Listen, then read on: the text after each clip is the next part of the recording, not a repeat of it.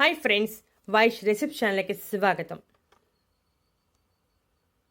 కరివేపాకు నెల రోజుల పాటు నిల్వ ఉండాలంటే బెస్ట్ టిప్. కరివేపాకును మనం ప్రతిరోజు వంటల్లో వాడుతూ ఉంటాం. కరివేపాకు కూరకు మంచి రుచిని, వాసనను అందిస్తుంది. అలాగే కరివేపాకులో ఎన్నో ఆరోగ్య ప్రయోజనాలు దాగి ఉన్నాయి. కరివేపాకుతో పొడి, పచ్చడి వంటివి కూడా చేసుకోవచ్చు. ఒక్కోసారి కరివేపాకు చాలా ఎక్కువగా దొరుకుతుంది, ఒక్కోసారి అస్సలు దొరకదు. అందువల్ల కరివేపాకు సులభంగా ఎక్కువగా దొరికినప్పుడు తెచ్చుకొని ఈ టిప్స్ పాటిస్తే దాదాపుగా నెల రోజుల పాటు నిల్వ ఉంటుంది. కొంతమంది ఇళ్లల్లో చెట్టు ఉంటుంది, వాళ్లకు నిల్వ చేసుకునే బాధ పెద్దగా ఉండదు.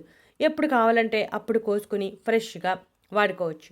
అయితే కరివేపాకు చెట్లు లేని వారు కూడా అంతే ఫ్రెష్గా కరివేపాకును వాడుకోవాలంటే కొన్ని చిట్కాలను పాటించాలి.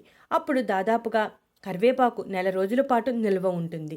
అయితే కరివేపాకు చెట్టు ఇంట్లో ఉన్నవాళ్ళు కూడా నిల్వ చేసుకునే అవసరం రావచ్చు. ఎందుకంటే కొన్ని సీజన్స్లో కరివేపాకుకు మచ్చ వస్తుంది. ఆ మచ్చ వచ్చినప్పుడు మనం వాడం. అందువల్ల ఆ మచ్చ వస్తుంది అని తెలుసుకుని ముందుగానే కరివేపాకును నిల్వ చేసుకోవాలి. ఇలా కరివేపాకును రెబ్బలుగా విడతీసి ఆరబెట్టాలి. ఏమైనా తడి ఉంటే ఆరిపోతుంది. తడి పూర్తిగా పోయాక ఇలా ఎయిర్ ట్యాగ్ డబ్బాలో పెట్టి మూత పెట్టి ఫ్రిడ్జ్లో పెట్టాలి. ఈ విధంగా పెడితే నెల రోజుల పాటు నిల్వ ఉంటుంది. ఒక ముఖ్యమైన విషయం ఏమిటంటే కరివేపాకును కడగకూడదు. కడిగితే తొందరగా పాడైపోతుంది.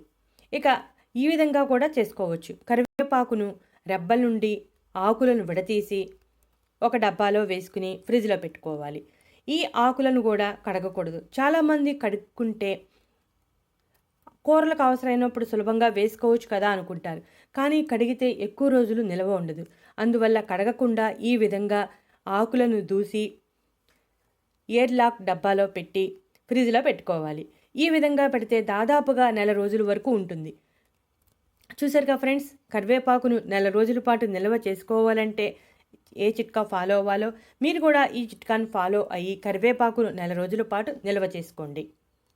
ఇటువంటి మరెన్నో చిట్కాలు కోసం మా ఛానల్ సబ్స్క్రైబ్ చేయటం మర్చిపోకండి. కరివేపాకు చిట్కా మీకు నచ్చితే కామెంట్ బాక్స్లో చెప్పండి. వీడియో నచ్చితే లైక్ కొట్టండి.